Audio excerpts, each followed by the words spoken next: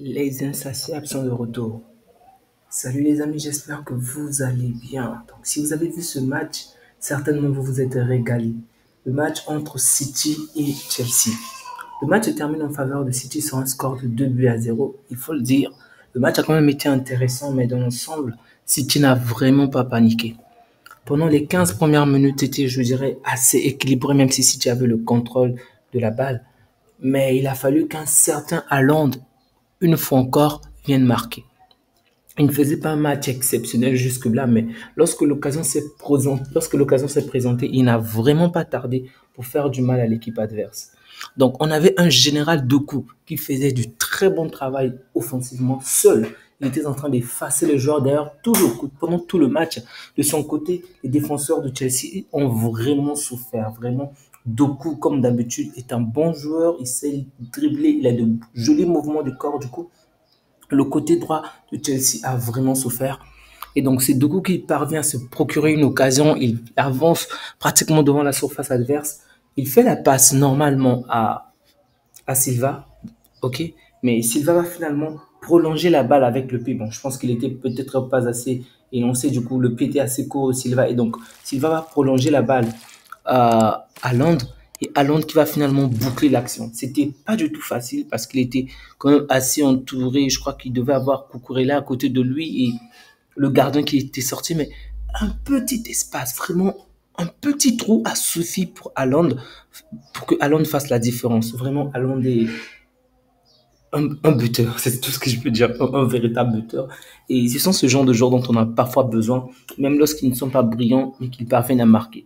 Donc, Haaland qui marque le premier but, et il faut le dire, ce but-là a quand même donné un bon coup de fouet à Chelsea.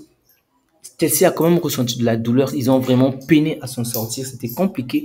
City avait constamment la balle, et lorsqu'ils ont la balle, vous savez que ce n'est vraiment pas évident, que ça puisse être offensivement ou défensivement. Ils gardent la balle, ils s'amusent avec, et vous n'avez pratiquement pas le temps.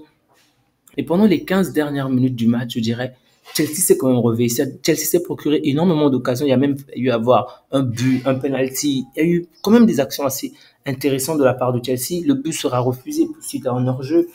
Ensuite, la faute ne sera pas sifflée. Il y a eu de bonnes opportunités. Malheureusement, Chelsea ne parvient pas à faire la différence jusqu'à la fin parce que ils ont manqué vraiment de créativité défensive dans les dernières lignes. Il y a eu de très bonnes choses. Ok, je précise de très bonnes choses, mais la petite touche finale, elle n'a pas suffi.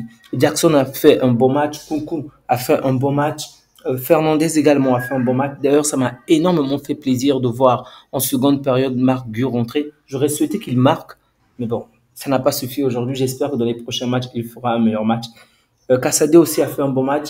Lavia a fait un bon match. Et Cucurella, bon, c'est même plus nécessaire de parler de Cucurella parce que vous savez, c'est un joueur que j'aime bien et il est souvent exceptionnel. Lui également, il a fait un bon match, mais ça n'a vraiment pas suffi à Chelsea aujourd'hui pour que Chelsea parvienne à marquer un seul but. Et rappelons-le, ils étaient à domicile. City est à l'extérieur, donc il y avait quand même un énorme soutien de la part des supporters des Blues, mais ils ont fait le nécessaire, mais ça n'a vraiment pas suffi. Se procurer des actions, c'est bien, mais les terminer, c'est encore mieux. Et je pense que c'est sur ce point que Chelsea a péché à pas mal de fois.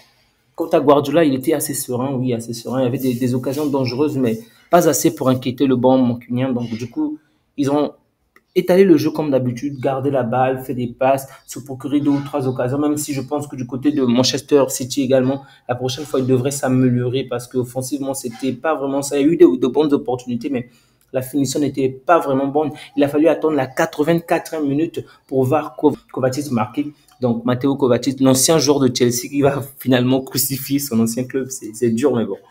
Il marque et donc c'est à ce moment-là que les joueurs de City pouvaient vraiment se reposer totalement parce que il restait peu de temps avant la fin du match et Chelsea qui était là, qui était jusque-là assez présent avec quelques actions, ben, va finalement ressentir le coup des deux buts parce que ça marquait vraiment la fin du match. Et à la fin, on a vu Guardiola célébrer avec ses joueurs. On a vu Guardiola appeler chacun de ses joueurs pour remercier les supporters de City parce que c'était un match complexe à l'extérieur. Dans le stade de Chelsea, ce n'est vraiment pas facile. Surtout qu'il y a également la pression sur lui en ce moment. Ok, la pression parce que Arsenal, le rival, a déjà gagné. Liverpool également, je crois, a gagné. Donc, il fallait vraiment gagner ce match-là pour pouvoir être dans la course, bien démarrer le championnat.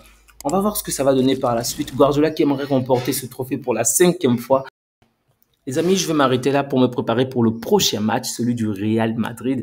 J'espère que vous allez continuer à soutenir la chaîne à travers les likes, le partage de la vidéo. Vraiment, ça me fait énormément plaisir. Prenez bien soin de vous ainsi que des vôtres et que Dieu vous garde. Au revoir.